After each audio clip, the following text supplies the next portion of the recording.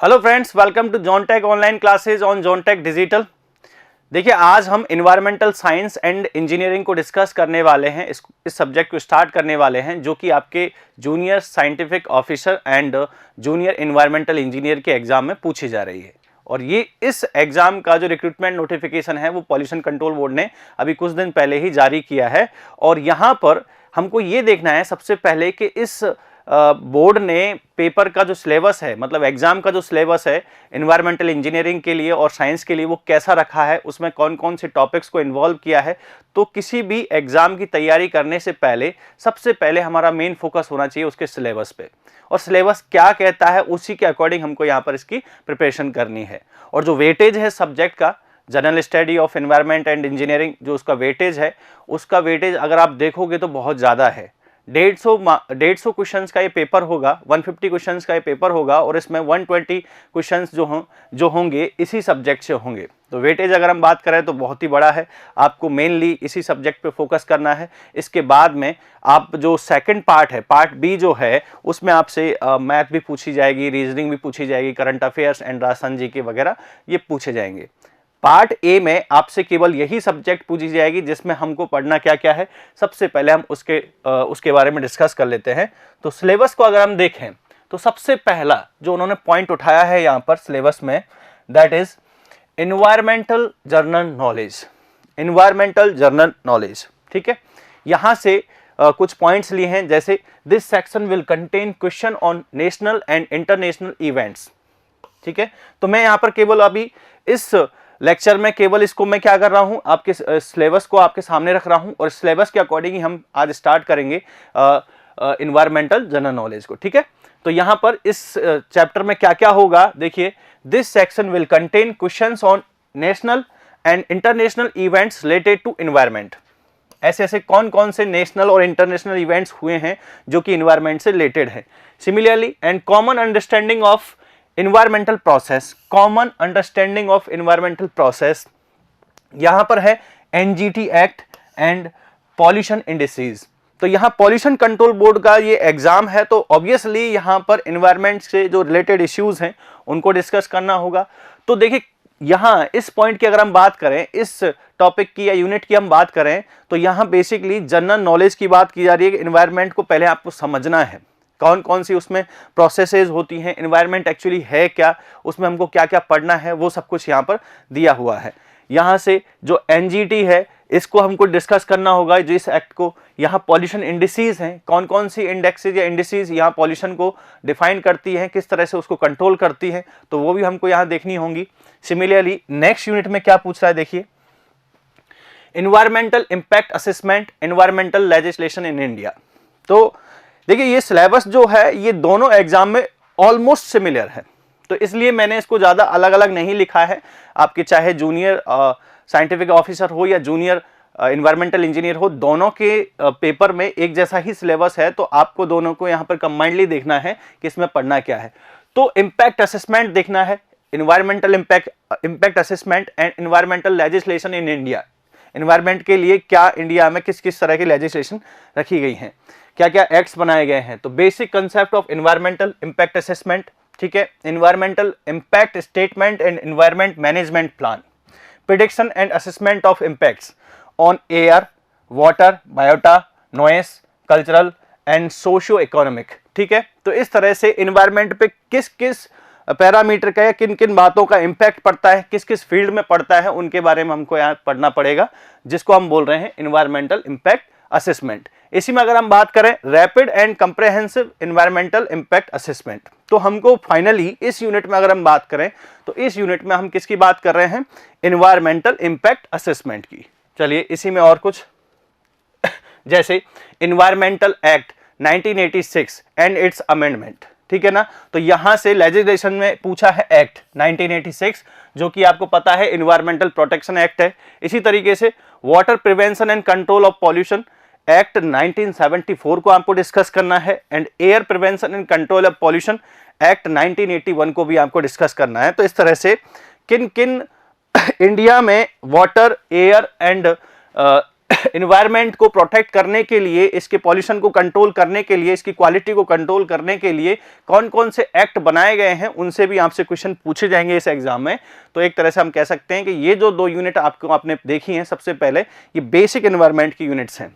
इसी तरीके से अगर हम बात करते हैं next, water, waste water and industrial waste water analysis, तो ये जो आपको टॉपिक नजर आ रहा है ये इन्वायरमेंटल इंजीनियरिंग से है, जिसको आप टेक्निकली पढ़ते हो, आप अपने ब्रांचेज में पढ़ते होंगे, रेस्पेक्टिव ब्रांचेज में पढ़ते होंगे। और जनरल इसका जो सिलेबस है, मोस्ट ऑफ सिलेबस आपको सिविल इंजीनियरिंग में आपको देखने को मिल जाएगा। तो ये जो है water, waste water and industrial waste water analysis, ये आपका इंजीनियरिंग का एक पॉइंट है, इंजीनियरिंग से रिलेटेड एक पॉइंट है जिसको आपको पढ़ना होगा। नाउ इसमें क्या क्या पढ़ना है? Physical, chemical and biological characteristics of water. Water की physical, chemical and biological characteristics क्या होती हैं, उनको कैसे डिफाइन करना है, उनसे किस किस तरह के क्वेश्चन पूछे जा सकते हैं, इस यूनिट में डिस्कस किए जाएंगे। नाउ वेस्ट वाटर, जिसको हम क्या बोल सकते हैं? सीवेज बोल सकते हैं। So waste water and sewage, performance evaluation of waste water treatment system. तो यहां पर आपको water treatment system and sewage treatment system को डिस्कस करना है। तो बेसिकली ये कंप्लीटली एक टेक्निकल और हम बोल सकते हैं इंजीनियरिंग एनालिसिस हो गया है वाटर से रिलेटेड, ठीक है। तो यहां पर आपको वाटर इंजीनियरिंग और सीवेज इंजीनियरिंग को डिस्कस करना होगा। नाउ नेक्स्ट यूनिट में आपको एयर एंड नॉइस पॉल्यूशन को पढ़ना है। मैंने इसमें सब कुछ नहीं लिखा है, बस आपको ये समझ लीजिए कि एयर एंड नॉइस पॉल्यूशन, जैसे हम वाटर के बारे में पढ़ रहे थे, तो वाटर की जब क्वालिटी डिग्रेड होती है तो सीवेज में कन्वर्ट होता है, वेस्ट वाटर में कन्वर्ट होता है। वैसे ही यहाँ पर आपको एयर एंड नॉइस पॉल्यूशन के बारे में भी पढ़ना है कि एयर की क्वालिटी किस तरह से डिग्रेड होती है, ऐसे कौन कौन से पॉल्यूटेंट्स हैं जो कि एयर को पॉल्यूट करते हैं। इसी तरीके से या नॉइस जो है, नॉइस पॉल्यूशन क्यों होता है, उसके रीजंस क्या क्या हैं, उनके कॉजेज क्या क्या हैं, इनके क्या क्या इफेक्ट पड़ रहे हैं इन पॉल्यूशंस के, और इनको कैसे कंट्रोल किया जा सकता है, इन सब को हम इस यूनिट में पढ़ने वाले हैं। So this is all about this air and noise pollution. And चलिए लास्ट वन अगर देखें हम, तो इसमें हमको देखना है municipal solid, biomedical, e waste, plastic waste and hazardous solid waste को किस तरह से मैनेज किया जाएगा। तो एक तरह से हम कह सकते हैं कि इस यूनिट में हमको सॉलिड वेस्ट मैनेजमेंट को डिस्कस करना है। सॉलिड वेस्ट मैनेजमेंट कैसे डिस्कस किया जाएगा, कौन कौन सी टेक्निक्स हैं जिनके जरिए हम सॉलिड वेस्ट को हम मैनेज कर सकें और उसको रीयूज कर सकें, इस तरह से हमको यहाँ पर इस यूनिट में क्वेश्चंस डिस्कस करनी है, थ्योरी डिस्कस करनी है। और मेनली यहाँ पर आपको फोकस करना है कि सबसे पहले हम एनवायरनमेंट को समझने की कोशिश करें। तो आज का जो हमारा लेक्चर रहेगा ये बेसिक ऑफ एनवायरनमेंट को डिस्कस करने के लिए है कि बेसिक्स ऑफ एनवायरनमेंट क्या है। किसी भी इवेंट, जो भी एनवायरनमेंट से रिलेटेड जो भी इवेंट है, उसको डिस्कस करने से पहले आपको एनवायरनमेंट समझ में आना चाहिए कि एनवायरनमेंट होता क्या है। तो सबसे पहले हम आज डिस्कस करेंगे यहाँ पर बेसिक्स ऑफ एनवायरनमेंट, जो कि आपके यहाँ पर जितने भी यूनिट्स हैं उनको समझने में आपकी हेल्प करेगा। तो देखिए, सबसे पहले हम डिस्कस करते हैं अब बेसिक्स ऑफ एनवायरनमेंट। तो किसी भी इवेंट, किसी भी कंडीशन या किसी भी प्रोसेस को समझने से पहले आपको ये समझना है कि एक्चुअली एनवायरनमेंट होता क्या है, उसको कैसे डिफाइन किया जाता है, बेसिक्स ऑफ एनवायरनमेंट क्या है, कौन कौन सी टर्म्स यहाँ पर यूज की जाएंगी, उनका मतलब क्या होता है। तो टर्मिनोलॉजी जो है, एनवायरनमेंट की टर्मिनोलॉजी को आपको समझना है और वहां से कई सारे क्वेश्चंस के आंसर आपके बहुत आसानी से लग जाएंगे। मतलब आप कह सकते हो कि आपके धीरे धीरे कंसेप्ट्स को जो हैं वो क्लियर होते चले जाएंगे। तो हमारा जो मेन फंडा है इस प्रोग्राम का यही है कि आप एग्जाम की प्रिपरेशन तो करें ही करें, उसके साथ में अपने कंसेप्ट्स को भी बिल्ड करें। क्लियर? तो ये यहाँ इस प्रोग्राम का मेन कंसर्न हो जाएगा। चलिए, तो बेसिक्स ऑफ एनवायरनमेंट की अगर हम बात करें तो सबसे पहले हमारे दिमाग में ये आएगा कि व्हाट इज द एनवायरनमेंट। एक एनवायरनमेंट को कैसे आप डिफाइन करोगे। तो एक्चुअली जो एनवायरनमेंट है ये एक फ्रेंच वर्ड से लिया गया है, एक फ्रेंच वर्ड से लिया गया है और उसमें एक वर्ड आता है जिसको हम बोलते हैं एनवायरमर। क्या बोलते हैं उसको हम? एनवायरमर। इस एनवायरनमेंट का मतलब होता है सराउंडिंग्स, जो आपके आसपास है, चाहे वो लिविंग थिंग्स हो, नॉन लिविंग थिंग्स हो, जो आपके आसपास है उसको हम बोलते हैं एनवायरनमेंट। क्लियर? तो एनवायरनमेंट क्या है? जो आपके चारों तरफ है। इस एनवायरनमेंट वर्ड की जो उत्पत्ति है या एनवायरनमेंट का अगर हम रूट देखें तो वो एक फ्रेंच वर्ड एनवायरनमेंट से लिया गया है जिसका मतलब होता है सराउंडिंग। क्लियर? यहां अगर हम बात करें एवरीथिंग विच सराउंड्स अस, हर कोई जो हमको क्या किए हुए है, घेरे हुए है, हमारे चारों तरफ जो भी प्रेजेंट है उसको हम क्या बोल रहे हैं, एनवायरनमेंट बोल रहे हैं। तो पहले तो हमारे दिमाग में ये फिल्म क्लियर होनी चाहिए कि व्हाट इज द एनवायरनमेंट, कि एनवायरनमेंट होता क्या है, हमारे लिए एनवायरनमेंट क्या है या किसी और के लिए एनवायरनमेंट क्या है। तो जो आपके चारों तरफ जो प्रेजेंट है, चाहे वो लिविंग थिंग हो चाहे वो नॉन लिविंग थिंग हो, सारी ही जितना आप जिसने आपको क्या कर रखा है, यहां पर घेरे हुए है, उसको हम बोल रहे हैं एनवायरनमेंट। ठीक है, तो everything which surrounds us known as environment, living और नॉन लिविंग, ठीक है ना, लिविंग और non living is a component of our environment.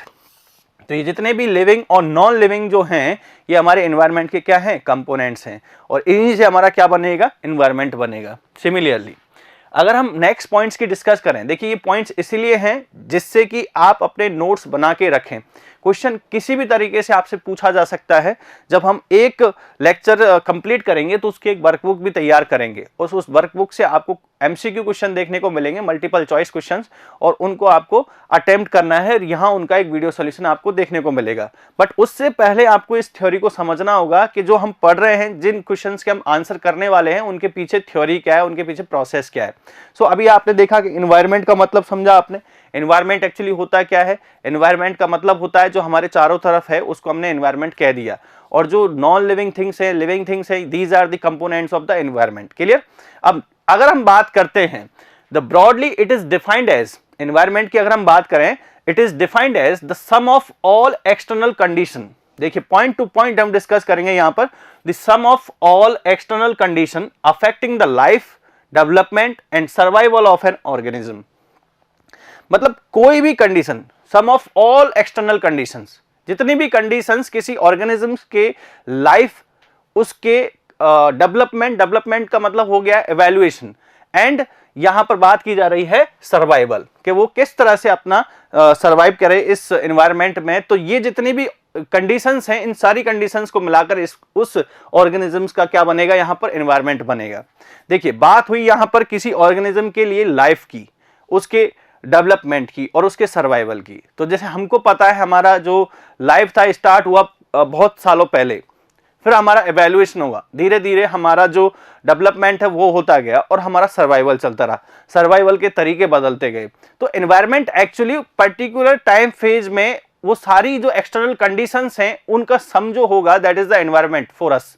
ठीक है, तो जैसे एनवायरनमेंट पहले था, आज का एनवायरनमेंट वैसा नहीं है, कुछ ना कुछ चेंज होता रहता है, place to place environment change होता रहता है। तो एनवायरनमेंट एक्चुअली उस पर्टिकुलर प्लेस पर या उस पर्टिकुलर टाइम पर जितनी भी एक्सटर्नल कंडीशंस हैं, उन एक्सटर्नल कंडीशंस का सम होगा। लेकिन आपके दिमाग में आ रहा होगा कि सर ये एक्सटर्नल कंडीशंस क्या है, ये एक्सटर्नल कंडीशंस क्या हैं। तो एक्सटर्नल कंडीशन एक्चुअली जो आपके चारों तरफ जो प्रेजेंट है उसी को हमने बोल दिया है एक्सटर्नल कंडीशंस। ठीक है, और ये एक्सटर्नल कंडीशन को, इन एक्सटर्नल कंडीशंस को कैसे डिफाइन किया जाएगा, एक्चुअली यहां पर आपने बायोटिक और एबायोटिक का नाम सुना होगा, and these are the external conditions. उनको और दूसरे तरीके से देखें तो एक्सटर्नल कंडीशन जो है आपकी दो तरह का एनवायरनमेंट क्रिएट करती है, एक होता है आपका फिजिकल एनवायरनमेंट, एक होता है आपका बायोलॉजिकल एनवायरनमेंट। ठीक है, तो फिजिकल और बायोलॉजिकल एनवायरनमेंट में क्या डिफरेंस होगा, अब आपने बहुत छोटी क्लासों में पढ़ा होगा, सजीव और निर्जीव। ठीक है, बायोटिक और एबायोटिक, सजीव और निर्जीव आपने पढ़ा होगा, लिविंग और नॉन लिविंग पढ़ा होगा। तो ये जितनी भी कंडीशंस हैं, ये जितने भी आपके जो चारों तरफ प्रेजेंट है, उनको हमने बोल दिया एक्सटर्नल कंडीशंस। तो देखिए एक्सटर्नल कंडीशन का मतलब क्या है, the external conditions include both physical and biological conditions, both physical and biological conditions. जैसे मैं यहां पर खड़ा हूं तो मेरी एक्सटर्नल कंडीशंस क्या होंगी, तो मैं मतलब मेरी फिजिकल जो मेरे चारों तरफ जो फ्लोरा एंड फौना जो माइक्रो ऑर्गेनिज्म है, these are my biological conditions. ये मेरी क्या है, बायोलॉजिकल कंडीशंस हैं। और फिजिकल कंडीशंस क्या हैं, जो वाटर है, एयर है, लाइट है, हीट है, रेडिएशंस हैं, ये सब मेरे लिए क्या है, एक फिजिकल कंडीशन का काम कर रही हैं। और ये जो फिजिकल एंड बायोलॉजिकल कंडीशन जो होती हैं ये इंटरडिपेंडेंट होती हैं, एक दूसरे के ऊपर निर्भर करती हैं। ये क्लियर। तो अगर हम बात करते हैं फिजिकल एंड बायोलॉजिकल कंडीशंस की, तो देखिए यहां पर बायोफिजिकल कंडीशंस जिनसे क्या बनता है, फिजिकल एनवायरनमेंट बनता है। By physical conditions we mean non living attributes, जितने भी नॉन लिविंग एट्रीब्यूट्स हैं। क्वेश्चन बन सकता है यहां पर कि कौन कौन सी जो पैरामीटर हैं वो फिजिकल एनवायरमेंट में है या फिजिकल कंडीशंस में आ रहे हैं, और कौन कौन से पैरामीटर आपके यहाँ पर बायोलॉजिकल कंडीशंस या बायोलॉजिकल एनवायरमेंट में आ रहे हैं। तो यहाँ पर क्या लिखा हुआ है, the physical, by physical conditions we mean non living attributes like air, water, soil, climate, heat, light, noise, housing, radiation, debris, ये जितने भी आपने देखे हैं ये सब कुछ क्या है, जो आपके चारों तरफ जो नॉन लिविंग थिंग्स है, ये सारी क्या है, आपके फिजिकल एनवायरनमेंट को शो कर रही हैं। वैसे ही अगर हम आगे देखें, whereas the biological factors, जिनसे क्या बनेगा, आपका बायोलॉजिकल एनवायरनमेंट बनेगा। Whereas the biological factors include all type of flora, fauna and the microorganisms. Flora and fauna का मतलब आप जानते हो, फ्लोरा का मतलब होता है वनस्पति, जो जितने भी पेड़ पौधे होते हैं वो फ्लोरा की कंडीशन में आते हैं, और फोना का मतलब होता है जीव जंतु। ठीक है, तो जितने हम किस में आएंगे, फिर हम फोना कंडीशन में आएंगे, फोना ग्रुप में आएंगे। तो फ्लोरा एंड फोना ये सब क्या बनाएंगे, आपका बायोलॉजिकल एनवायरनमेंट क्रिएट करेंगे। तो आपके चारों तरफ आपका दो तरह का एनवायरनमेंट प्रेजेंट है, एक फिजिकल एनवायरनमेंट प्रेजेंट है और एक बायोलॉजिकल एनवायरनमेंट प्रेजेंट है। तो ये सारी जो टर्म्स हैं, ये सारी टर्म्स के साथ में आप फेमिलियर होना जरूरी हो, तभी आप क्वेश्चंस के आंसर कर पाओगे। ये देखिए, ये जो है, कुछ बच्चे आपसे ये कहेंगे कि इसमें कुछ ज्यादा पढ़ा दिया या कम पढ़ा दिया। देखिए, यहाँ इससे मतलब नहीं है, पहले आपका जो रूट है वो क्लियर होना चाहिए, आपका जो कंसेप्ट है वो क्लियर होना चाहिए। किसी भी क्वेश्चन का आंसर करने से पहले वो क्वेश्चन समझना जरूरी होता है। क्वेश्चन को रट के आंसर नहीं करना है, क्वेश्चन को समझना है, उसके पीछे की स्टोरी क्या है, उसके पीछे का जो कॉन्सेप्ट है वो क्या है, पहले वो समझना जरूरी है। तो यहाँ पर हम बात कर रहे हैं एनवायरनमेंट की, तो आज का लेक्चर केवल एनवायरनमेंट को समझने के लिए है। एनवायरनमेंट एक्चुअली होता क्या है, उसमें कौन कौन सी टर्मिनोलॉजी यूज की जाती है, उनको समझना है। तो अभी तक हमने जो कहानी पढ़ी है उसमें यही समझा है कि एनवायरनमेंट जो है एक फ्रेंच वर्ड एनवायरनमेंट से लिया गया है, जिसका मतलब होता है सराउंडिंग। तो जो हमारे चारों तरफ जो है उसको हमने हमारा बोल दिया है एनवायरनमेंट, और जो यहाँ पर नॉन लिविंग और लिविंग थिंग्स जो हैं वो क्या है, components of the environment. Clear. अब हमने यहाँ कहा कि जितना भी, दूसरी तरह से अगर हम इसको डिफाइन करना चाहें तो सम ऑफ ऑल एक्सटर्नल कंडीशन, अगर सारी कंडीशंस को इकट्ठा कर दिया जाए, हमारे चारों तरफ जितनी भी प्रेजेंट हैं उन सारी एक्सटर्नल कंडीशंस को अगर इकट्ठा कर दिया जाए तो हमारा ये क्या बनाएंगे, एक एनवायरनमेंट बनाएंगे। अब इस एक्सटर्नल कंडीशन की अगर हम बात करें तो इस एक्सटर्नल कंडीशन में फिजिकल कंडीशंस भी आती हैं, बायोलॉजिकल कंडीशंस भी आती हैं। फिजिकल कंडीशन से फिजिकल एनवायरनमेंट क्रिएट होता है और बायोलॉजिकल कंडीशन से बायोलॉजिकल एनवायरनमेंट क्रिएट होता है। अब आपसे पूछा जा सकता है कि फिजिकल एनवायरनमेंट में कौन कौन से पैरामीटर इन्वॉल्व किए जाते हैं, बायोलॉजिकल एनवायरनमेंट में कौन कौन से पैरामीटर इन्वॉल्व किए जाते हैं। तो यहाँ पर flora and fauna, micro organism, ये जितने भी हैं लिविंग थिंग्स, ये कहाँ चली जाएंगी, आपके बायोलॉजिकल इन्वायरमेंट में चली जाएंगी। वैसे ही जितने भी आपके नॉन लिविंग थिंग्स हैं, वाटर हो गया, एयर है, सॉइल है, हीट है, टोपोग्राफी है, रेडिएशंस हैं, लाइट है, ये सब कुछ किस में चला जाएगा, आपका फिजिकल एनवायरनमेंट में। तो इस तरह से हम इसको समझ सकते हैं और समझने की कोशिश कर सकते हैं। The physical and biological environments are interdependent. मैंने कहा था आपको कि जितनी भी आपकी एक्सटर्नल कंडीशंस हैं ये एक दूसरे के लिए क्या होती हैं, ये एक दूसरे पर निर्भर करती हैं। जैसे कि इसका एक एग्जांपल ले सकते हैं हम, आप बायोलॉजिकल एनवायरनमेंट में चेंज कर देते हो। फॉर एग्जांपल कि आपने क्या कर दिया है, बायोलॉजिकल एनवायरनमेंट में चेंज कर दिया है। अब मैं टेक्निकली थोड़ा सा इसको बोलने की कोशिश करूंगा। तो यहां बायोलॉजिकल एनवायरनमेंट में आपने चेंज किया। चेंज कैसे किया, मान के चलिए आपने डिफॉरेस्टेशन कर दिया। आपने क्या कर दिया है, डिफॉरेस्टेशन। आपने एक टर्म, यहां पर एक टर्म यूज की है, डिफॉरेस्टेशन। तो ये एनवायरमेंटल इश्यू है डिफॉरेस्टेशन। तो ऐसे ही कई सारी इश्यूज हमको देखने को मिलेंगी। तो हम इन दोनों एनवायरमेंट्स की इंटरडिपेंडेंसी को चेक करने वाले हैं कि बायोलॉजिकल एनवायरमेंट में हमने चेंज किया, और वो चेंज क्या था कि हमने डिफॉरेस्टेशन कर दिया। डिफॉरेस्टेशन का मतलब होता है कि आपने जो फ्लोरा है उसको आपने काट दिया है। पेड़ पौधे जितने भी थे आपने उसको काट दिया है, मतलब जो नंबर ऑफ जो ट्रीज हैं, नंबर ऑफ जो हम बोल सकते हैं फ्लोरा है, उसको आपने खत्म कर दिया है। तो जब आपने फ्लोरा खत्म किया, डिफॉरेस्टेशन किया, तो उससे हुआ क्या, फिजिकल एनवायरनमेंट पे कैसे इंपैक्ट पड़ा। फिजिकल एनवायरनमेंट पे इस तरह से इंपैक्ट पड़ेगा कि यहां पर जब आप डिफॉरेस्टेशन करते हो तो ग्लोबल वार्मिंग बढ़ेगी आपके यहां पर। ठीक है, ये जो फॉरेस्टेशन जो होता है ये अर्थ टेम्परेचर को कंट्रोल करके रखता है। तो यहाँ ग्लोबल वार्मिंग बढ़ रही है, टेम्परेचर बढ़ रहा है, तो यहाँ इफेक्ट आपने कहाँ किया था, आपने बायोलॉजिकल एनवायरनमेंट में आपने चेंज किया था, जैसे डिफॉरेस्टेशन, और इसका इफेक्ट आपके फिजिकल एनवायरनमेंट में देखने को मिला कि वहां पर हीट रेडिएशंस बढ़ने लग गई, अर्थ का एवरेज टेम्परेचर बढ़ने लग गया, ग्लोबल वार्मिंग देखने को मिल गई। तो इस तरह से ये दोनों जो हैं, physical environment and biological conditions या बायोलॉजिकल एनवायरनमेंट, ये इंटरडिपेंडेंट होते हैं। बहुत इंपॉर्टेंट पॉइंट था, बातें तभी समझ में आएंगी जब हम इन टर्म्स को समझ लेंगे। चलिए नेक्स्ट पॉइंट। नाउ एनवायरनमेंट के अगर हम पैरामीटर्स को एबायोटिक और बायोटिक के फॉर्म में रखें, तो यहां पर जैसे एबायोटिक जितने भी पैरामीटर लाइक एनर्जी हो गया, रेडिएशन हो गया, टेम्परेचर एंड हीट हो गया, वाटर है, सॉइल है, गैसेज एंड विंड है, एंड टोपोग्राफी है, these are the abiotic parameters. ये कंपोनेंट्स हैं एक्चुअली, एनवायरनमेंट इन्हीं से बनता है जो आपके चारों तरफ हो। अब इनमें से एबायोटिक कौन सा है, बायोटिक कौन सा है, तो बायोटिक कौन से हो जाएंगे आपके, फ्लोरा हो जाएगा, फोना हो जाएगा, माइक्रो ऑर्गेनिजम्स हो जाएंगे। तो इस तरह से इन सब को मिलाकर एक ऑर्गेनिज्म का क्या बनेगा, एक एनवायरनमेंट बनता है। और जनरली हम हमारी बात कर रहे हैं, तो हमारे यहाँ पर क्या हो रहा है कि हमारे चारों तरफ यही प्रेजेंट है। अब इनमें से हमने इनको कैटेगराइज कर दिया कि ये जो हैं ये एबायोटिक होंगे और ये जो हैं ये बायोटिक होंगे। इस तरह से यहाँ पर हमने इनको डिफाइन किया। सो this is all about this environment. But environment से क्वेश्चन ऐसे नहीं कि यहाँ आप सोचोगे सर क्वेश्चन इन पॉइंट से आएंगे, इस तरह से पूछे जा सकते हैं।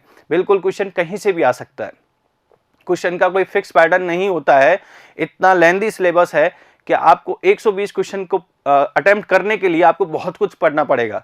पहले आपको एनवायरमेंटल जनरल साइंस पढ़नी पड़ेगी, जनरल नॉलेज पढ़नी पड़ेगी, उसके बाद में आपको उसकी एप्लीकेशंस देखनी है, इश्यूज देखने हैं, इंजीनियरिंग देखनी है कि आप किस तरह से इंजीनियरिंग यूज करके आप क्वालिटी कंट्रोल कर सकते हो वाटर, एयर एंड नॉइस की। तो यहाँ पर आपका ओवरऑल देखा जा सकता है कि बहुत बड़ा सिलेबस है। 120 क्वेश्चन आएंगे, तो उनको अटेम्प्ट करने के लिए आपको बिल्कुल बहुत तरीके से बढ़ना होगा, आपको हर एक कंसेप्ट को समझना होगा। चलिए now various components of the environment. कौन कौन से कंपोनेंट्स हैं जिनसे एनवायरनमेंट मिलकर बनता है, ठीक है ना, जिनसे मिलकर एनवायरनमेंट बनेगा। तो यहां पर the environment consist of 4 components namely as lithosphere, hydrosphere, atmosphere and the biosphere. ठीक है, तो यहाँ कुछ स्पेयर्स लिखे हुए हैं। ये किसके लिए एनवायरनमेंट की बात की जा रही है, अर्थ के लिए बात की जा रही है, हमारी अर्थ के लिए बात की जा रही है, हमारे लिए बात की जा रही है। तो यहां से थोड़ा सा आपका टेक्निकल स्टार्ट हो जाता है कि थोड़ा सा आपको टेक्निकली साउंड होना पड़ेगा। अब लिथोस्फीयर क्या होता है, हाइड्रोस्फीयर क्या होता है, एटमॉस्फेयर क्या होता है एंड बायोस्फीयर क्या होता है। देखिए अगर थोड़ा थोड़ा ओवरव्यू देखा जाए इनका, लिथोस्फीयर एक्चुअली ये अर्थ के जो लेयर है, जो टॉप लेयर है उसकी बात करता है, जहां पर हम रहते हैं। टेरेस्ट्रियल जोन जो है, अर्थ का जो टेरेस्ट्रियल जोन है उसकी बात कर रहे हैं, उसको हमने लिथोस्फीयर बोल दिया। अभी केवल समझने के लिए, इसको टेक्निकली मैंने डिफाइन नहीं किया है कि लिथोस्फीयर क्या होता है। लिथोस्फीयर का मतलब होता है जो टेरेस्ट्रियल जो है, जितना भी जोन टेरेस्ट्रियल जहां पर आप रह रहे हो, जहां पर जो एक तरह से प्लेटफॉर्म का काम करेगा लाइफ के लिए कि लाइफ सर्वाइव कर सके, उसको हम बोलेंगे लिथोस्फीयर। क्लियर। इसी तरीके से हाइड्रोस्फीयर का मतलब जो पानी का जगत जो है, पानी जहां जहां पर है अर्थ पर, उसको हमने बोल दिया है हाइड्रोस्फीयर। नाउ एटमॉस्फेयर आप लोग जानते हो, एटमॉस्फेयर जहां पर अर्थ के चारों तरफ एक क्या है, अर्थ को चारों तरफ से गैसों ने घेर रखा है। तो जो गैसों का जो यहां पर क्या बन रहा है, एक स्फीयर बन रहा है, उसको हमने एटमॉस्फेयर बोल दिया। ठीक है। नाउ बायोस्फीयर इन तीनों का जो कॉम्बिनेशन होता है उसको हम बोलते हैं बायोस्फीयर। यहां से अगर एक भी स्फीयर आपने हटा दिया, एक भी कंपोनेंट आपने हटा दिया, तो क्या किसी ऑर्गेनिज्म की लाइफ पॉसिबल है? क्या आपकी लाइफ पॉसिबल है? अगर मैं कह दूं यहां से लिथोस्फीयर हटा दीजिए आप, तो आप रहेंगे कहां? ठीक है, आपसे कह दिया गया है कि आप यहां लिथोस्फीयर को रहने दीजिए, आप हाइड्रोस्फीयर को हटा दीजिए, तो क्या लाइफ पॉसिबल है? बिल्कुल नहीं है। जब पानी आपने अर्थ से हटा दिया है तो लाइफ बिल्कुल पॉसिबल नहीं होगी। अगर आपसे कहा जाए कि इन दोनों को रहने दीजिए, एटमॉस्फेयर को हटा दीजिए, तो अगर आपने एटमॉस्फेयर हटा दिया है तो आपकी जो जीवनदाता जो बायोगैस होती है, ऑक्सीजन, वही नहीं रहेगी, तो आप कैसे जिएंगे? तो एक तरह से हम कह सकते हैं कि यहां पर लाइफ के लिए जो रेस्पॉन्सिबल कंपोनेंट है एनवायरमेंट के, लाइफ के, सर्वाइवल के जो रिस्पॉन्सिबल कंपोनेंट है एनवायरनमेंट के, जैसे लिथोस्फीयर, हाइड्रोस्फीयर एंड एटमॉस्फेयर, इन तीनों के कॉम्बिनेशन को हम बोलेंगे बायोस्फीयर, जहां पर एक लाइफ जनरेट होती है, एक लाइफ की उत्पत्ति होती है, चाहे वो फ्लोरा की हो चाहे वो फौना की हो। ठीक है, उनकी लाइफ के लिए जो रिस्पॉन्सिबल कंपोनेंट है उसके कॉम्बिनेशन को हमने क्या बोला है यहाँ पर, बायोस्फीयर। तो चलिए एक एक करके इन सबको डिस्कस करते हैं। सो फर्स्ट वन, अब अगर हम टेक्निकली इसको समझें कि लिथोस्फीयर क्या होता है, दिस इज द लिथोस्फीयर। यहां हम समझने की कोशिश करेंगे लिथोस्फीयर क्या होता है। यह आपको क्या नजर आ रही है, एक अर्थ नजर आ रहा है जिसका मैंने सेक्शनल व्यू यहां पर दिखाया है आपको। अर्थ को काटकर उसका सेक्शनल व्यू आपको यहां पर नजर आ रहा होगा।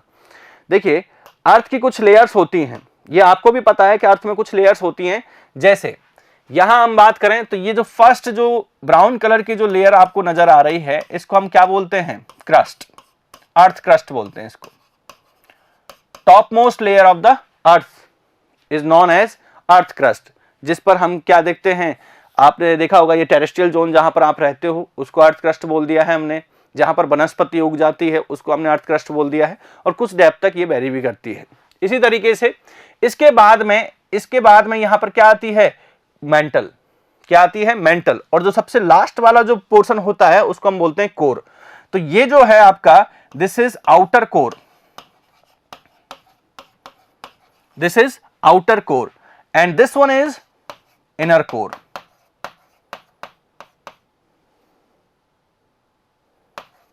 इनर कोर, ठीक है, ये वाला जो पोर्शन है ये आउटर कोर है और जो ये वाला पोर्शन है ये इनर कोर है। तो कोर एक्चुअली कहां एग्जिस्ट कर रहा है, सेंटर में। सेंटर वाला जो पोर्शन है अर्थ का उसको हमने कह दिया है कोर।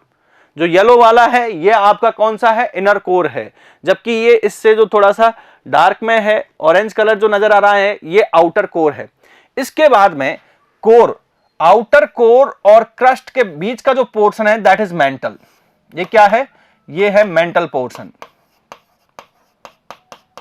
ये है मेंटल पोर्शन। तो अभी केवल मैं फॉर्मेशन ऑफ अर्थ को डिस्कस कर रहा हूं कि अर्थ किस तरह से बनी हुई होती है, अर्थ में कौन कौन सी लेयर्स होती हैं। तो सेंटर वाले पोर्शन को हम बोलते हैं कोर, और कोर की भी दो लेयर हैं, फिर यहां पर एक इनर कोर है और एक यहां आउटर कोर है। सिमिलर, अब हमको यहां अर्थ के बारे में डिस्कस नहीं करना है, बट लिथोस्फीयर को समझना है, तो इसीलिए मैं थोड़ा सा इसमें टेक्निकली हो रहा हूं। तो इसके बाद में जो टॉप मोस्ट लेयर है, उस टॉप मोस्ट लेयर को बोल दिया हमने क्रस्ट, और क्रस्ट और आउटर कोर के बीच का जो पोर्शन है उसको हमने बोल दिया है मेंटल। अब मेंटल की तीन लेयर यहां पर डिफाइन की गई हैं। तो एक तरह से यहां पर टॉप, मिडिल एंड बॉटम, इस तरह से इसको डिफाइन किया जाता है। देखिए, लिथोस्फीयर का मतलब होता है कि जहां पर लिथोस्फीयर को अगर हम बोले कंबाइंडली, तो क्रस्ट प्लस अपर मेंटल जो होता है, अपर मेंटल जो है उसको हमने कह दिया है लिथोस्फीयर। तो अपर मेंटल ये है, this is the upper mantle, और लिथोस्फीयर का पोर्शन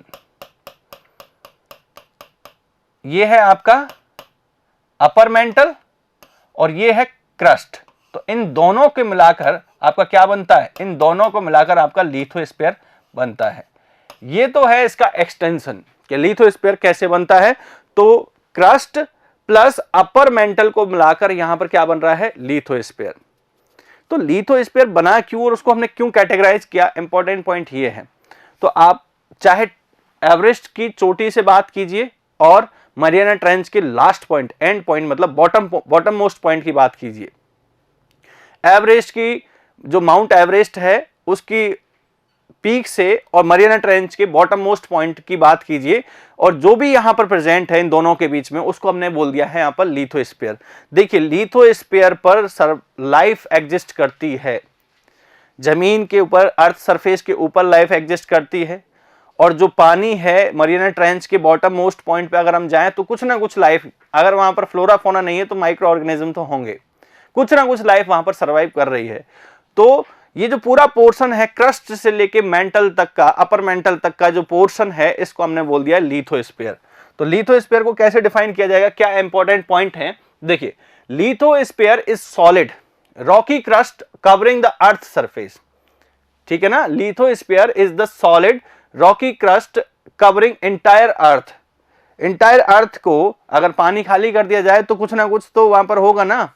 तो इस तरह से यहां पर सॉलिड और रॉकी क्रस्ट जो है उसको हमने क्या कह दिया है, लिथोस्फीयर बोल दिया है। It is the combination of earth crust and the outer mental. ये आपसे पूछा जा सकता है एग्जाम में, ये आपसे एग्जाम में पूछा जा सकता है कि लिथोस्फीयर किस किस से मिलकर बना होता है। ऑप्शन में हो सकता है कि earth crust plus outer mental, earth crust plus inner mental, earth crust plus middle mental, इस तरह से कुछ भी ऑप्शन में हो सकता है। तो इसका राइट आंसर क्या होगा कि lithosphere is the combination of earth crust plus upper mantle of the अर्थ। ठीक है, इसी तरीके से इट प्रोवाइड्स द प्लेटफॉर्म। मैंने क्या कहा था कि लिथोस्फीयर जो है एक प्लेटफॉर्म प्रोवाइड करता है। It provides the platform and habitat to the biotic element of the ecosystem. Ecosystem के जो बायोटिक एलिमेंट्स हैं, फ्लोरा फोना माइक्रो ऑर्गेनिज्म, जितने भी बायोटिक एलिमेंट्स हैं, बायोटिक आपने अब समझ लिया है। बायोटिक की कैटेगरी में हमने किसको रखा था, फ्लोरा फोना माइक्रो ऑर्गेनिजम्स, इनको हमने बायोटिक की कैटेगरी में रखा था। तो इकोसिस्टम के जितने भी बायोटिक कंपोनेंट्स हैं, एलिमेंट्स हैं, उनके लिए ये किसका काम करता है, एक प्लेटफॉर्म के लिए काम करता है लिथोस्फीयर, एक हैबिटेट का काम करता है जहां पर वो अपनी लाइफ को सर्वाइव कर सकते हैं, अपनी लाइफ को एक्सटेंड कर सकते हैं, एवेल्युएशन कर सकते हैं, डेवलपमेंट कर सकते हैं, इस तरह से। Now it is the source of nutrients, it is the source of nutrients mineral for the growth and survival of ecosystem.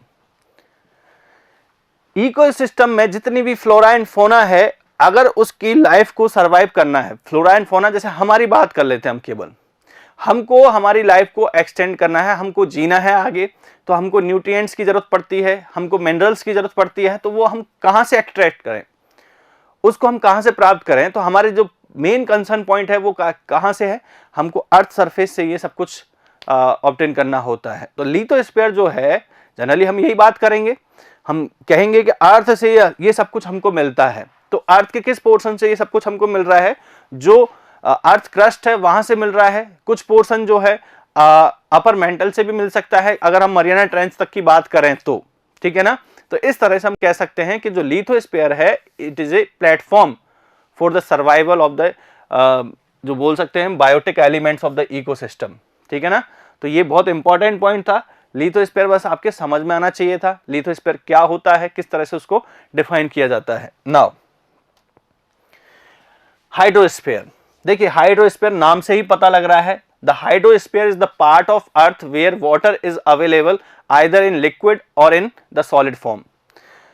अर्थ के किसी भी पार्ट में जहां पर वाटर प्रेजेंट है, अर्थ के किसी भी पार्ट में जहां पर वाटर प्रेजेंट है, देखिए इनमें दो स्टेट लिखी है, लिक्विड और सॉलिड। गैसियस फॉर्म नहीं लिखा है, वेपर नहीं लिखा है। वेपर मतलब जो एटमॉस्फेयर में प्रेजेंट होता है उसको हम हाइड्रोस्फीयर नहीं बोलेंगे। ये कंफ्यूजन आपके दिमाग से पहली बात तो क्लियर होना चाहिए। केवल दो ही फॉर्म की बात की है, एक तो लिक्विड फॉर्म की बात की है और एक सॉलिड फॉर्म मतलब आइस फॉर्म की बात की है, और ये दोनों ही अर्थ सरफेस पर आपको मिलेंगे। ठीक है, अंडरग्राउंड सोर्सेज में भी अंडरग्राउंड वाटर भी आपको मिल सकता है, तो वो भी आपका हाइड्रोस्फीयर में ही चला जाएगा, लेकिन केवल लिक्विड और सॉलिड फॉर्म की ही बात की जाएगी। तो अर्थ के किसी भी पार्ट में जिसमें वाटर किसी भी फॉर्म में मतलब लिक्विड और सॉलिड फॉर्म में प्रेजेंट है, उसको हम बोलेंगे hydrosphere. It includes the surface as well as underground water and covers 3/4 of the total area of the earth. It covers, ये जो वाटर है ये कितना, 3/4, 3/4 हिस्सा अर्थ का किस में कवर होता है, पानी में कवर हो जाता है। ठीक है ना। तो ये हाइड्रोस्फीयर कितना बन रहा है यहां पर, 3/4। तो it include the surface as well as underground water and the cover, it covers the 3/4 of the total area of the earth. Hydrosphere जो है वो अर्थ के सरफेस एरिया का ऑलमोस्ट कितना है, 3/4 एरिया। बाकी जो रिमेनिंग है वो टेरेस्ट्रियल जोन है, जहां पर लिविंग मतलब जहां पर आप रहते हो। Now this is a very important part of earth life support of module. ठीक है ना। ये अर्थ लाइफ सपोर्ट मॉड्यूल का सबसे इंपॉर्टेंट या बहुत इंपॉर्टेंट पार्ट होता है। तो ये तो आपको भी पता है कि बिना पानी के जीवन संभव नहीं है, बिना पानी के जीवन संभव नहीं है। तो देखिए अर्थ पर प्रेजेंट वाटर के टोटल वाटर का कितना परसेंटेज वाटर आप कंज्यूम करते हो, पहले ये जानना जरूरी है। आप खुश हैं कि आप वाटर को कंज्यूम कर रहे हैं, लेकिन ये बहुत जरूरी है आपको जानना कि आप कितना परसेंट वाटर को कंज्यूम कर रहे हो। तो अगर मैं टोटल वाटर की कैलकुलेशन करता हूं तो ये आपको पता है कि 3/4 of surface area of the earth is covered by the water, ठीक है ना। 3/4 जो एरिया है सरफेस एरिया ऑफ द अर्थ वो वाटर ने कवर किए हुए है, वाटर कवर किए हुए है उसको, पानी है उसके चारों तरफ। और ये जो आपको ब्लू कलर की जो शेड नजर आ रही है इमेज में, ये किसको रिप्रेजेंट कर रही है, वाटर को। और जो आपको ब्लैक कलर की जो शेड नजर आ रही है ये कॉन्टिनेंट्स हैं, टेरेस्ट्रियल जोन्स हैं, ठीक है। अब अगर हम टोटल वाटर की कैलकुलेशन करें, सो टोटल वाटर जितना भी प्रेजेंट है अर्थ सरफेस पर, वो देखिए उसका लगभग 96.5% किसमें है, ओशियंस में है। ये किसमें है, ओशियंस में है, क्लियर। 96.5%, ऑलमोस्ट 96.5% ओशियंस में है। इसके अलावा और जितने भी सोर्स बचे हैं, जैसे रिवर बची है, लेक्स हैं, पॉन्ड हैं, अंडरग्राउंड सोर्सेज हैं, जितने भी सोर्सेज हैं उनका लगभग 1%, इस टोटल वाटर का लगभग 1%, एग्जैक्ट कैलकुलेशन नहीं कर रहे, ऑलमोस्ट है। सो 1% ये कैसा है, सलाइन वाटर है। जैसे लेक्स में आपने कई बार देखा होगा कि झीलों में, आपने पॉइंट्स में, आपने रिवर में कई बार खारा पानी सुना होगा। जैसे राजस्थान की बात करते हैं तो जैसे लूनी नदी है उसका पानी आगे पचपदरा के आगे जाके खारा हो जाता है, ठीक है। तो ऐसी कई सारी नदियां हैं जिनका पानी खारा होगा, तो वो आपके लिए यूजफुल नहीं है, तो सलाइन वाटर है। उसमें से भी मतलब 96.5% वाटर जो है वो ओशियंस में है। और जो बचे कुछ सोर्सेज जो हैं वाटर के, उनमें भी 1% वाटर जो है वो सलाइन है। आपको भी पता है ओशन का वाटर कैसा होता है, सलाइन वाटर होता है। क्या आप इसको कंज्यूम कर सकते हो, आप बोलोगे नहीं सर मैं तो इसको कंज्यूम नहीं कर सकता। तो ये जो दोनों वाटर हैं ये तो आपके लिए यूजफुल है ही नहीं, ये तो यूजफुल है ही नहीं। तो फिर कितना वाटर जो है, कितना परसेंटेज ऑफ वाटर अभी फ्रेश वाटर की तरह यूज हो रहा है, 2.5% बचा। 96.5 प्लस 1 97.5% हो गया। तो जो रिमेनिंग 2.5% है ये कैसा वाटर हो जाएगा, फ्रेश वाटर, फ्रेश वाटर, ये आपका फ्रेश वाटर है, ठीक है। और अगर इस 2.5% की भी हम बात करें, देखिए ये एक इंटरेस्टिंग थिंग है कि हम 2.5% की बात कर रहे हैं। तो ये जो 2.5% है, इस 2.5% का जो वाटर कैटेगराइजेशन है उसको देखिए एक बार आप, कि इसमें क्या क्या होगा। इसमें आपका सरफेस वाटर होगा जो सरफेस पर अवेलेबल है, सरफेस वाटर। इसी में आपका अंडरग्राउंड सोर्स में भी वाटर प्रेजेंट होगा, सो अंडरग्राउंड वाटर।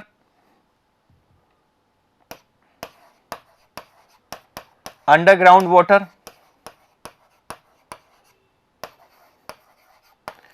और इसी में अगर मैं थोड़ा सा और आगे बढ़ूं, आपने सरफेस वाटर देख लिया, अंडरग्राउंड वाटर देख लिया, यहां पर ग्लेशियर्स भी होंगे। क्या होंगे,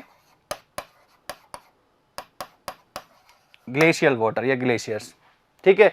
तो ये कहानी आपके समझ में आनी जानी चाहिए कि 2.5% में सब कुछ प्रेजेंट है और ये भी फ्रेश वाटर है, मतलब ये सलाइन वाटर नहीं है, इसको आप कंज्यूम कर सकते हो।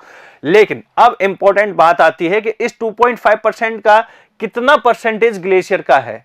तो ऑलमोस्ट 68 to 69%, हम 70% ही बोल सकते हैं इसको। 68 to 69% जो है वो किस में है, ग्लेशियर में है। तो ग्लेशियर के वाटर को क्या आप कंज्यूम कर सकते हो जो आइस वर्क में है, जो आइस फॉर्म में है? नहीं, आपका आंसर होगा सर नहीं। अंडरग्राउंड वाटर की अगर हम बात करें तो ऑलमोस्ट कितना बचा फिर यहां पर, 30% जो वाटर है वो अंडरग्राउंड सोर्सेज में है। तो अब कितना बचा है, मान के चलिए 68 30 कितना हो जाएगा 98, तो रिमेनिंग 2%, तो ऑलमोस्ट 1 to 2%, जो 1 to 2% है वो आपके लिए किस पे है, सरफेस वाटर की तरह यूज हो रहा है। तो आप इन दोनों को कंज्यूम कर सकते हो। अब अगर हम बात करें रिसेंट की बात करते हैं, तो जो अंडरग्राउंड जो वाटर है उसका जो वाटर टेबल है वो बहुत ही नीचे जा चुका है, तो उसको भी एक्सट्रैक्ट करना अब थोड़ा सा कॉम्प्लिकेटेड हो गया है।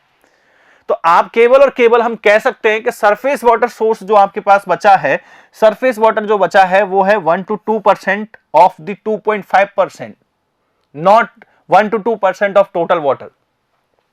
जो अर्थ पर प्रेजेंट टोटल वाटर है उसका 1 से 2% नहीं है। ये जो फ्रेश वाटर 2.5% जो बचा था इसका 1 से 2% है। तो आप यहां से अनुमान लगाइए कि आप कितने वाटर को कंज्यूम कर रहे हो, आप फ्रैक्शन ऑफ परसेंटेज को कंज्यूम कर रहे हो। और इतना वाटर अभी भी हमारे लिए वेस्ट का काम कर रहा है। जो आपका मेजर पोर्शन है ऑलमोस्ट 96.5% जो ओशियंस में है, वो ओशियन का वाटर आपके लिए कहीं से भी यूजफुल नहीं है अभी तक, तो जो जिसको आप कंज्यूम कर लें। तो इस तरह से आपका मोस्ट ऑफ वाटर जो है वो आपके लिए वेस्ट का काम कर रहा है। तो इसमें भी टेक्नोलॉजी आएंगी जब इस वाटर को ये ट्रीट करके हमारे यूजफुल बना दे, हमारे लिए उपयोगी बना दें। तो चलिए, ये थी हमारी कैलकुलेशन वाटर की कि अर्थ पर कितना वाटर प्रेजेंट है। आपको ये डेटा याद रखना है, क्वेश्चन आ सकता है और ये आपको पता भी होना चाहिए आपके इंटरेस्टिंग फैक्ट्स के लिए, आप किसी के सामने बोल सकें। तो चलिए नेक्स्ट पॉइंट की बात करते हैं। Now atmosphere. तो एटमॉस्फेयर जो अर्थ के चारों तरफ जो गैसेस का जो स्पेयर है उसको हमने बोल दिया है atmosphere. So atmosphere is the mixture of gases that envelops the earth water and land mass up to a height of several kilometre. देखिए ये किस किस को कवर किए हुए है, अर्थ को कवर किए हुए है, वाटर को कवर किए हुए है, लैंड मास को कवर किए हुए है, up to a height of several kilometre. Several kilometre तक ये फैला हुआ है और ये क्या है, ये मिक्सचर ऑफ गैसेज है। एटमॉस्फेयर क्या है, ये मिक्सचर ऑफ गैसेज। इसमें कौन कौन सी गैसेज प्रेजेंट है, एक्चुअली गैसेज तो सारी ही प्रेजेंट हैं, लेकिन डोमिनेटिंग गैसेज कौन कौन सी हैं जो एटमॉस्फेयर में प्रेजेंट है। और बहुत छोटी क्लास हो, आप ये पढ़ते आए हो और यहाँ से क्वेश्चन भी पूछे जाते हैं कि एटमॉस्फेयर में नाइट्रोजन जो होती है वो सबसे ज्यादा परसेंटेज में होती है। सो नाइट्रोजन का परसेंटेज कितना है, 78.05%। ठीक है ना, 78.05% इसमें होगी नाइट्रोजन। इसी तरीके से 20.91% जो है वो क्या है आपकी ऑक्सीजन। क्लियर, कई जगह आपको यहाँ 79 मिल जाएगा, यहाँ पर आपको 21 मिल जाएगा, इस तरह से। ठीक है ना, एंड 0.94% यहाँ और आर्गन गैस है। यहाँ कौन सी गैस है, आर्गन गैस है। एंड 0.038% कार्बन डाइऑक्साइड है। अब जो कार्बन डाइऑक्साइड है इसका कॉन्सेंट्रेशन जो है, परसेंटेज जो है एटमॉस्फेयर में वो बहुत कम है, लेकिन फिर भी ये क्या कर रही है, हमको यहाँ पर एनवायरमेंटल इश्यूज क्रिएट करती है। तो देखिए ये तो एक नेचुरल फिनोमिना है कि इतना इतना परसेंटेज नाइट्रोजन का, ऑक्सीजन का, कार्बन डाइऑक्साइड का, आर्गन का इतना इतना परसेंटेज था। ये तो पहले की कैलकुलेशन थी। अगर आप रिसेंटली किसी पर्टिकुलर सिटी की बात कर रहे हो, चाहे आप दिल्ली जाइए, चाहे आप बॉम्बे जाइए, जयपुर आइए, कहीं पे भी जाइए आप और रिसेंटली वहां पर एयर क्वालिटी चेक कीजिए, तो ये गैसेज का जो परसेंटेज है वो आपको चेंज नजर आता आएगा। ट्रैफिक की वजह से आपको बहुत ज्यादा स्मोक नजर आएगी, सेडिमेंट्स नजर आएंगे, तो क्वालिटी ऑफ एयर डिग्रेड हो रही है। हमको यही तो पढ़ना है। अगर आप इस बोर्ड पे थोड़ा सा फोकस करें तो बोर्ड कौन सा है, पॉल्यूशन कंट्रोल बोर्ड है। वो पॉल्यूशन को कंट्रोल करना चाहता है, चाहे वो एयर पॉल्यूशन हो, चाहे वो नॉइस पॉल्यूशन हो, चाहे वो वाटर पॉल्यूशन हो, उस पॉल्यूशन को कंट्रोल करना है। लेकिन पॉल्यूशन को कंट्रोल तभी कर पाएंगे, पहले हमको पता तो रहे कि हमारे लिए कितना, मतलब कोई भी जो पैरामीटर की बात करें, जैसे वाटर में अगर हम बात करते हैं कि वाटर की पीएच वैल्यू हमारे लिए कितनी तक सूटेबल है, तो जब तक हम पीएच के बारे में नहीं जानेंगे, तब तक हम पीएच के बारे में, जब तक हम पीएच को नहीं समझ सकते, तब तक हम पीएच के क्वेश्चंस को आंसर नहीं कर सकते। उसके बाद में हम पीएच को पढ़ने के बाद में समझेंगे कि वाटर में हमारे लिए पीएच की वैल्यू इतनी होनी चाहिए, और अगर नहीं है तो वाटर को ठीक कीजिए, इस तरह से। तो यहाँ एयर में पर्टिकुलर पैरामीटर की, पर्टिकुलर गैस की क्या कंसंट्रेशन होनी चाहिए जो हमारे लिए सूटेबल है, तो पहले हमको यहाँ पढ़ना जरूरी है, ये टर्म से फैमिलियर होना जरूरी है। तो it is held close to the earth because of the earth gravitational pull. ये जो एटमॉस्फेयर है ये अर्थ के चारों तरफ है, और किसकी वजह से है, ये जो अर्थ ग्रेविटेशनल पुल लगाती है हर चीज पर, उसकी ग्रेविटी की वजह से ये क्या हुआ है, यहाँ पर होल्ड हो रखा है और क्लोज टू द अर्थ है। Now the share of its major components are 78.05% of nitrogen, 20.95% of oxygen, 0.94% of argon and the 0.038% of the carbon dioxide. तो ये जो परसेंटेज फ्रैक्शन है ये हर एक गैस का आपको याद होना चाहिए, एटलीस्ट इन सब का आपको याद होना चाहिए। इसके अलावा भी कई सारी गैसेज जो हैं वो एटमॉस्फेयर में प्रेजेंट होती हैं।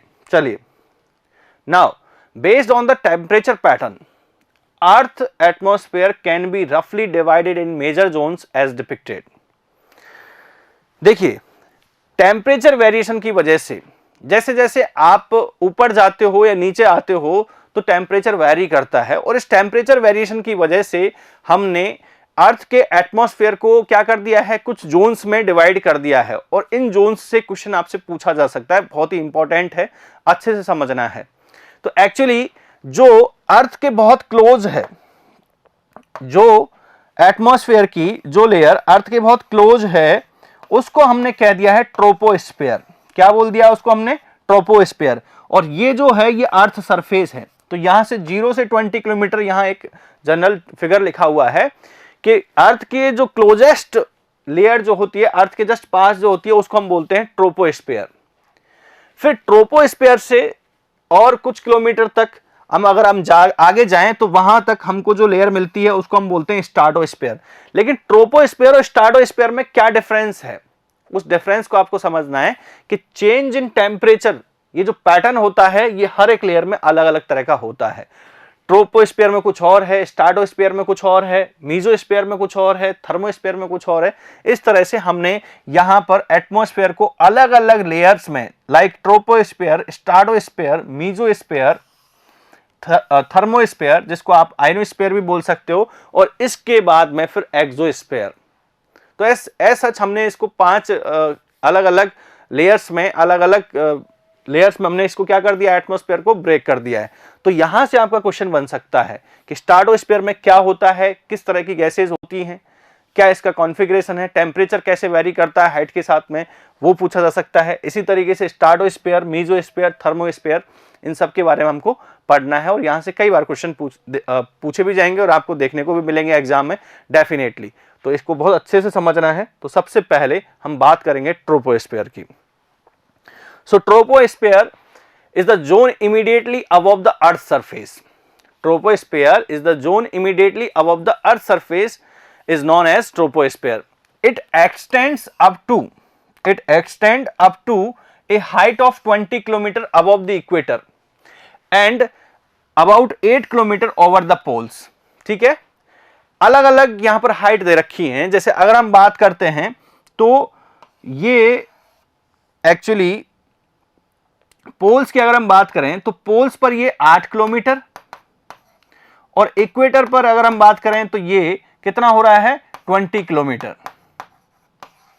ध्रुवों पर ये 8 किलोमीटर तक की हाइट पर जा सकता है जो लेयर है ट्रोपोस्फेयर, और ये जो इक्वेटर है इस पर 20 किलोमीटर तक का एक्सपेंशन हो सकता है। बट ऑन एन एवरेज इसको हम अगर लिखें तो अर्थ के चारों तरफ जो 12 किलोमीटर तक की जो थिक गैसेस लेयर है, डेंस गैसेस लेयर है, उसको हम बोलते हैं कि क्या बोलेंगे उसको हम, troposphere. 12 kilometre on an average. On an average earth के चारों तरफ जो डेंस गैसेस की जो लेयर है उसको हमने बोल दिया है ट्रोपोस्फेयर। बहुत ही इंपॉर्टेंट है।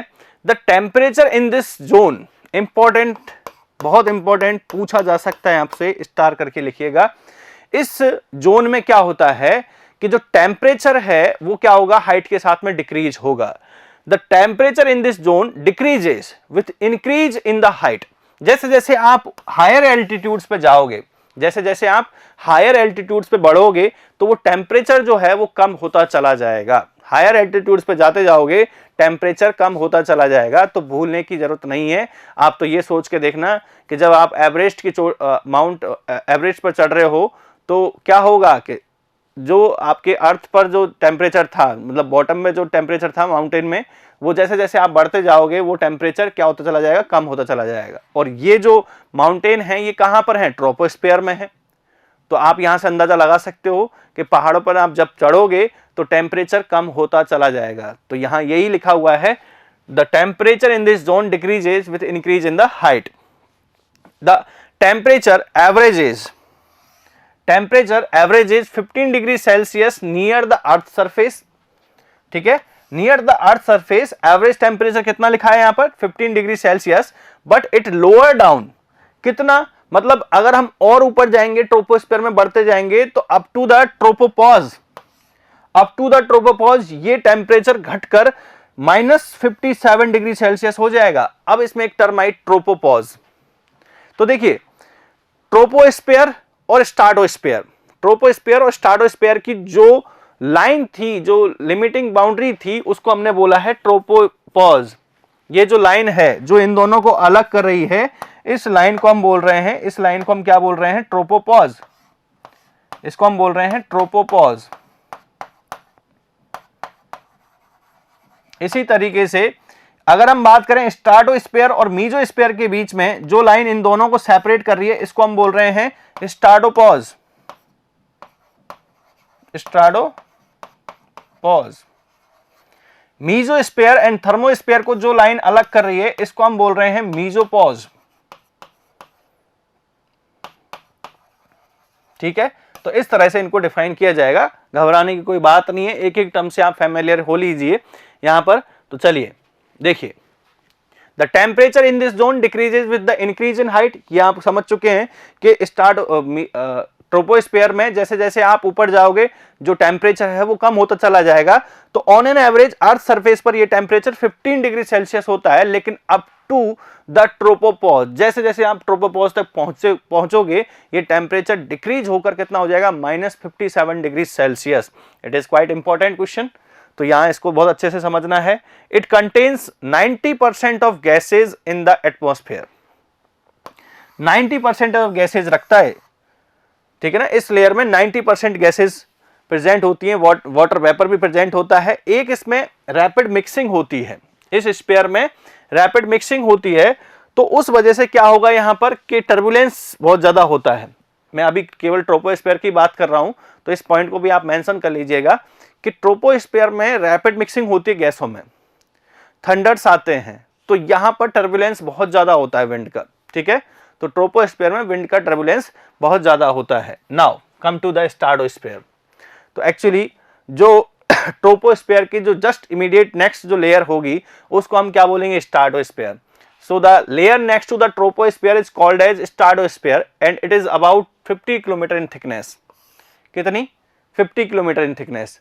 तो आप ये मान के चलिए कि 8 से 20 किलोमीटर तक का तो आपका क्या है यहाँ पर, 8 से 20 किलोमीटर तक की थिकनेस में आपका ट्रोपोस्फीयर हो गया, 0 से लेके 20 किलोमीटर तक। 20 किलोमीटर से ऊपर अगर हम 50 किलोमीटर तक और जाएं तो 20 से 50 के बीच, 20 से और 70 के बीच का जो डिफरेंस है वो आपका क्या कहलाएगा, स्ट्राटोस्फीयर। ठीक है, स्ट्राटोस्फीयर की अगर हम बात करें कि इसमें टेम्परेचर का बिहेवियर कैसा रहता है, तो in this zone temperature rises with height.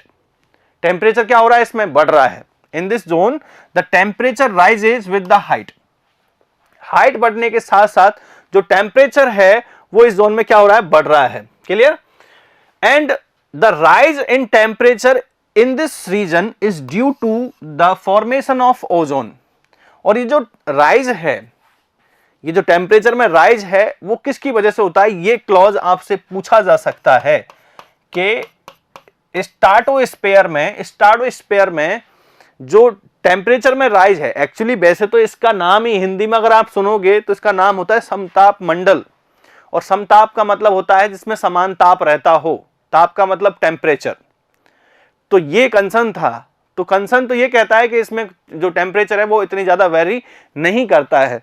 लेकिन अगर हम यहां देखें तो यहां पर एक स्टेटमेंट लिखा हुआ है कि जो स्ट्राटोस्फीयर जो है इसमें जैसे जैसे हाइट पे हम जाएंगे तो जो टेम्परेचर है वो राइज होता है। वेरिएशन ज्यादा नहीं है, वेरिएशन कम है, लेकिन यहां पर जो ये वेरिएशन है वो क्यों है, उसका रीजन है कि यहां पर ओजोन का फॉर्मेशन होता है। इसी स्फीयर में जो आपका स्ट्राटोस्फीयर है, इसी स्फीयर में ओजोन लेयर होती है। इसी में क्या होती है, एक थिन ओजोन लेयर होती है जो कि जो सन है उससे आने वाली अल्ट्रावायलेट रेज को पृथ्वी पर आने से रोकती है। बहुत इंपॉर्टेंट कंसर्न है उसका, और आपको पता है इससे एक रिलेटेड इन्वायरमेंटल इशू है और उसको बोलते हैं हम ओजोन डिप्लीशन। तो उसको हम बहुत अच्छे से पढ़ेंगे आगे चलकर। तो पहले अभी यहाँ स्ट्राटोस्फीयर की कहानी सुन लेते हैं। Now because of the very low temperature there are no clouds, dust और वाटर वेपर। यहां पर जो टेम्परेचर है वो कम रहता है, तो इस वजह से देखिए पहुंचते पहुंचते ट्रोपोपॉज तक पहुंचते पहुंचते जो टेम्परेचर था वो -57 डिग्री सेल्सियस हो गया था माइनस में। तो और आगे हम जाएंगे तो अब यहां पे क्या होगा, टेम्परेचर बढ़ेगा, लेकिन माइनस से 0 की तरफ बढ़ेगा, माइनस से -56 माइनस इस तरह से जाएगा। तो टेम्परेचर बढ़ते बढ़ते ऐसा तो नहीं है कि बहुत ही ज्यादा हीट पकड़ गया या हीट में आ गया, 0 डिग्री से ऊपर नहीं जा रहा है अभी भी। तो हम कहेंगे कि यहाँ टेम्परेचर जो है, इनिशियल टेम्परेचर बहुत कम होता है, तो इस वजह से यहाँ पर कोई भी क्लाउड नहीं होता, ना ही कोई डस्ट होती और ना ही कोई वेपर होता है। ठीक है, बहुत इंपॉर्टेंट। तो बेसिकली यहाँ कोई क्लाउड नहीं है, कोई डस्ट नहीं है, तो एकदम क्लियर एनवायरनमेंट रहता है वहां का। जो एक्सपोजर है इस स्फीयर का वो एकदम क्लियर होता है। तो जनरली कहा जाता है कि जब भी आप बहुत ही लॉन्ग डिस्टेंस फ्लाइट यूज करो तो जो एरोप्लेन है इनको हम इस स्फीयर में, इस स्फीयर को यूज करना चाहिए ट्रांजिशन के लिए या ट्रांसलेशन के लिए, क्योंकि इसमें जो टर्बुलेंस है वो बहुत कम होता है। Now there is also no convection, hence the mixing is very slow. वहां पर कॉन्वेक्शन नहीं है, इस स्ट्रेटोस्फीयर में कॉन्वेक्शन नहीं होता है, इस वजह से हम क्या कहेंगे, यहां पर जो गैसेज है उसकी मिक्सिंग नहीं देखने को मिलेगी। इसका मतलब हम कह सकते हैं there is no turbulence in this sphere या in this layer. Now because of the slow mixing in the stratosphere the residence time of molecules, ये बहुत इंपॉर्टेंट है। देखिए सारी लाइंस जो है बहुत ही टेक्निकल हैं। Because of the slow mixing, convection नहीं है, पहली बात तो आपसे ये पूछा जा सकता है कि इस लेयर में स्लो मिक्सिंग क्यों होती है, तो उसका रीजन है कॉन्वेक्शन, टर्बुलेंस क्रिएट नहीं होता है। इसके बाद में स्लो मिक्सिंग की वजह से क्या होता है, because of the slow mixing in the stratosphere the residence time of molecules और particles are quite too long. मान के चलिए कि इस जगह पर कोई पार्टिकल तैर रहा है यहां पर, ठीक है, ये पार्टिकल, यहां पर कोई पार्टिकल है और पूरे जोन में, पूरे इस लेयर में कोई भी डिस्टरबेंस नहीं है, कोई भी टर्बुलेंस नहीं है, तो ये पार्टिकल का जो रेजिडेंस टाइम है इस जगह पर रहने का वो बहुत ज्यादा बढ़ जाएगा। रेजिडेंस टाइम का मतलब ये समझ लीजिए कि रहने का जो समय है, इस जगह पर रहने का जो समय है इसका, इस जोन में, इस लेयर में रहने का जो टाइम है कि ऑन एन एवरेज कितनी देर तक इस जोन में रुक सकता है, उस टाइम को हमने बोला है residence time.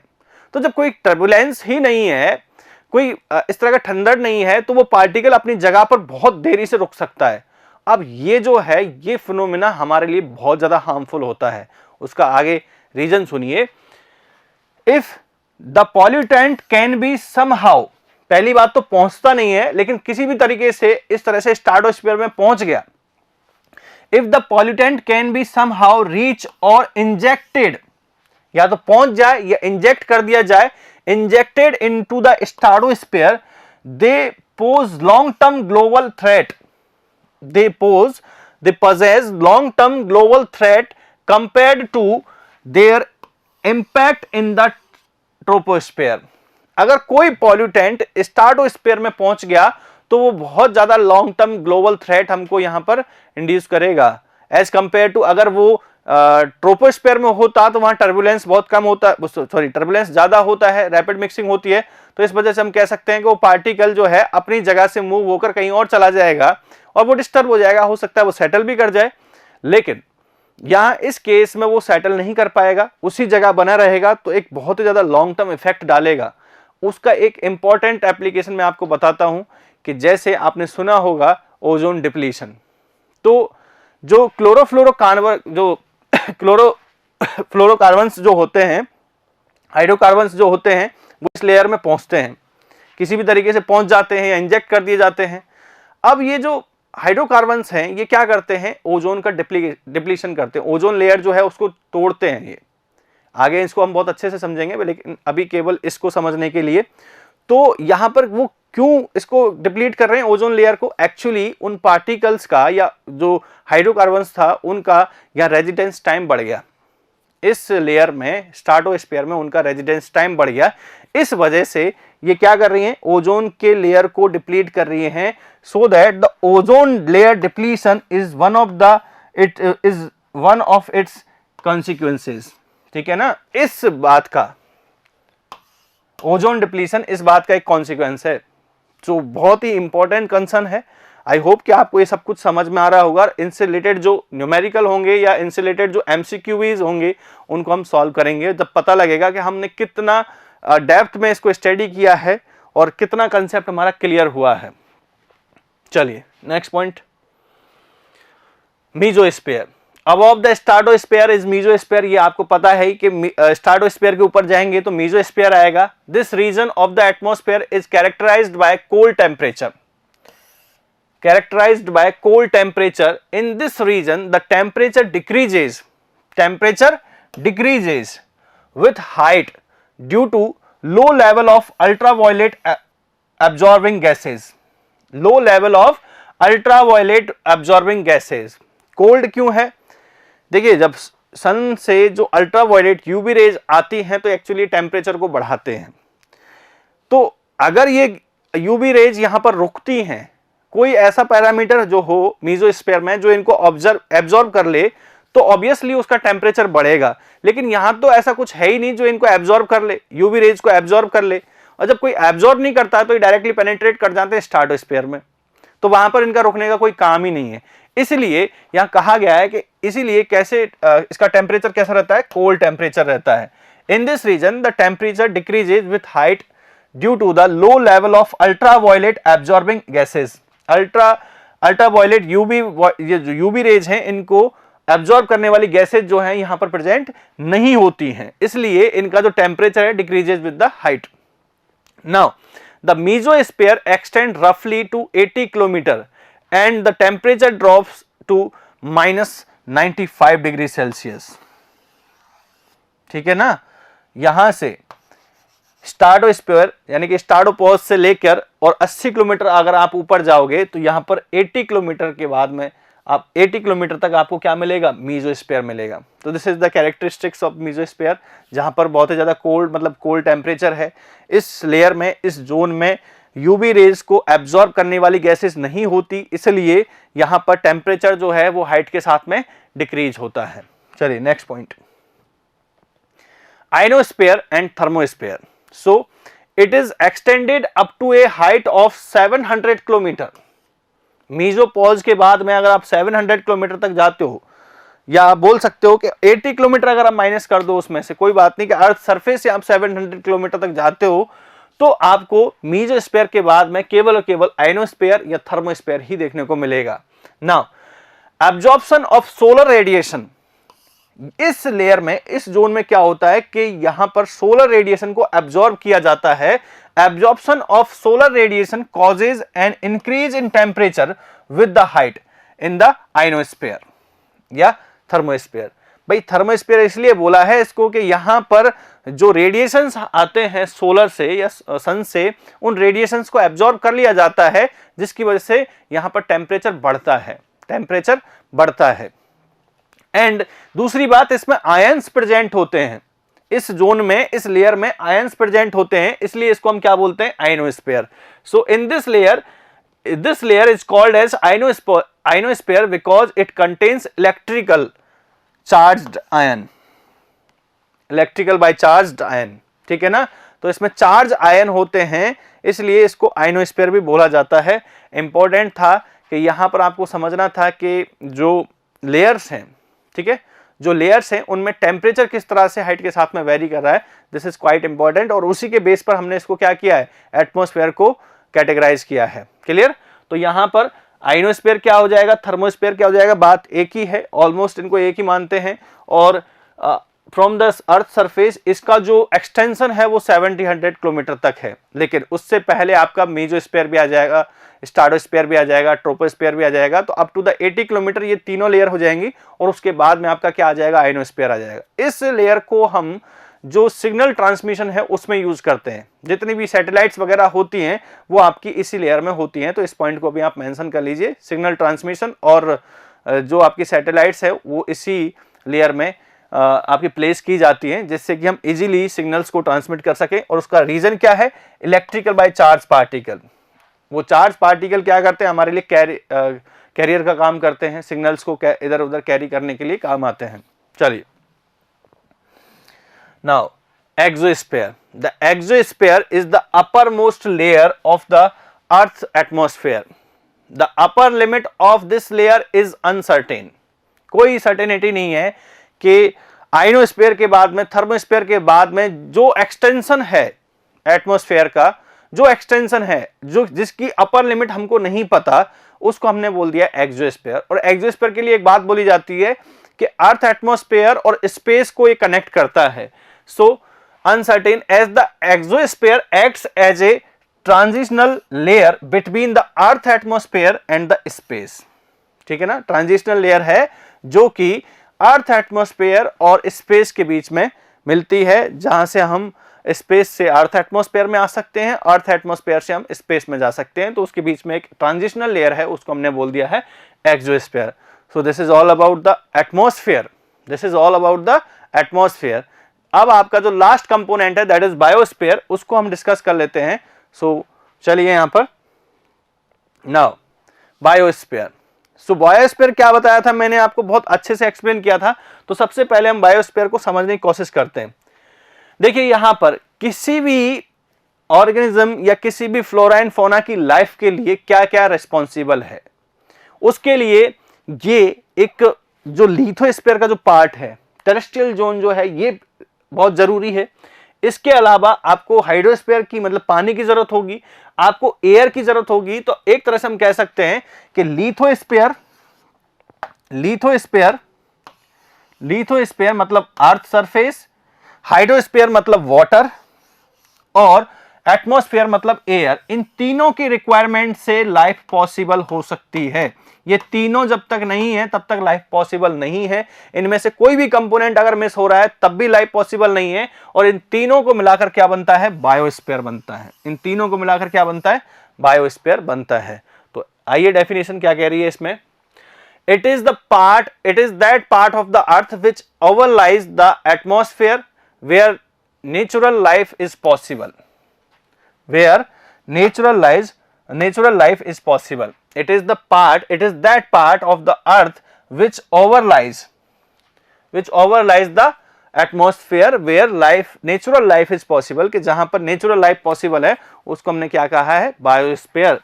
It is the part of earth crust, hydrosphere and atmosphere that supports the life.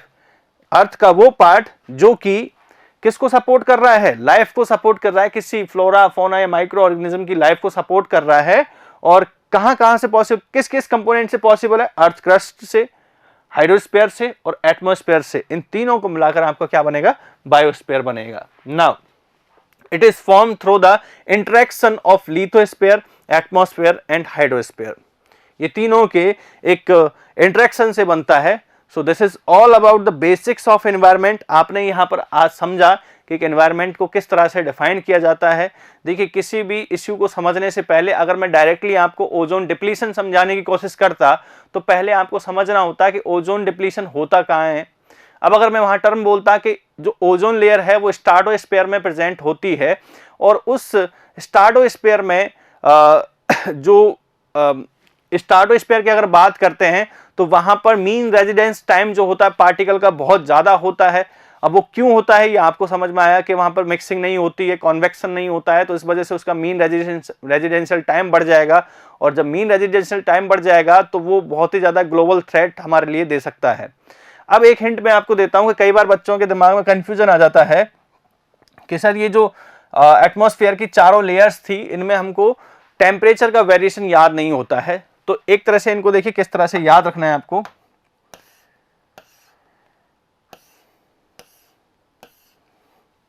आपको केवल एक का समझना है। ये आपकी कौन सी लेयर है, ये आपकी ट्रोपो लेयर है, ट्रोपोस्फीयर, ये आपकी स्ट्राटोस्फीयर, ये आपकी मीजोस्फीयर और ये आपकी थर्मो या आइनो। ठीक है, ये चार लेयर हैं आपकी। अब आपको हाइट के साथ में बढ़ते जाना है। हाइट आपने क्या कर दी, बढ़ा दी। ये हाइट आप बढ़ती जा रही है। टेम्परेचर इनमें क्या होता जाता है, तो टेम्परेचर के लिए एक बार आप समझ लीजिए कि आपको ट्रोपोस्फीयर का पता है कि पहाड़ों पर जब आप पड़ोगे, माउंट हिमालय में आप जाओगे तो माउंट एवरेस्ट की तरफ बढ़ने पर टेम्परेचर जो है वो कम होता चला जाएगा। तो एक तरह से आइडिया वहां से लगा लीजिए कि ट्रोपोस्फीयर में ऊपर बढ़ने पर जो टेम्परेचर है वो कम होता है। In the troposphere temperature is decreases with the increase in the height. ठीक है, तो ऑल्टरनेटिवली अब यहां पर इसमें कम हुआ है तो इसमें बढ़ेगा, इसमें बढ़ा है तो इसमें कम होगा। इस तरह से आप यहां पर इसको याद रख सकते हो। तो स्ट्राटोस्फीयर में हाइट के साथ में बढ़ता है, मीजोस्फीयर में हाइट के साथ में कम होता है, थर्मोस्फीयर में फिर हाइट के साथ में बढ़ेगा।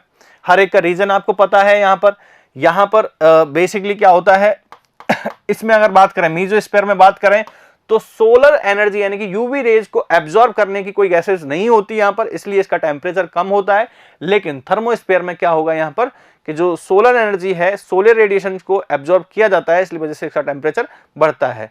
तो बाय हिंट आप इसको याद कर सकते हो। ऑल्टरनेटिवली आप जाओगे, एक बार कम होगा, एक बार बढ़ेगा, एक बार कम होगा, एक बार बढ़ेगा। सो this is all about the basic of environment. Next lecture में हम आगे डिस्कस करेंगे इसी तरीके से, और क्वेश्चंस को भी प्रैक्टिस करेंगे। इसके बाद में जो वर्कबुक आपका आएगा उसको हम डिस्कस करेंगे। So thank you so much and keep watching this.